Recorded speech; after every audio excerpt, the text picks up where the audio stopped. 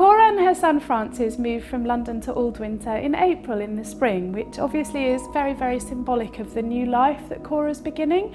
She's been finding herself very, very trapped in her marriage and trapped in an urban setting where she felt the natural world which she'd loved as a young woman had been denied her and kept away from her.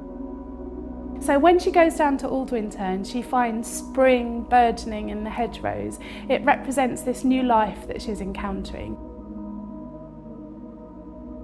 When she married, she was forced to conform to an idea of what a good Victorian wife should be, tightened up in corsets and kept away from the mud where she'd like to play. Liberated from all of this by the death of her husband, she finds herself irresistibly drawn to nature because she was a child of nature when she was younger, and this represents to her a great sense of freedom and strangeness and wonder.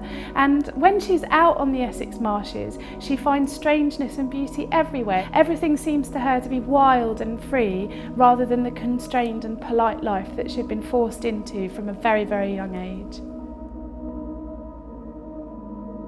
At the heart of the novel, we have a woman who seems to be very, very modern. So she is not kept inside a room where she's endlessly hemming handkerchiefs and dressed in black, mourning for her husband for 30 years.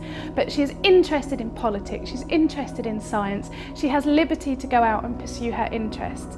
And what I wanted to write is a corrective to the idea that Victorian women were terribly repressed, very shy, locked indoors in a kind of gilded cage. So I'm really, really pleased by the reaction to Cora, and I hope that it can help to correct some of our ideas of what Victorian womanhood was like.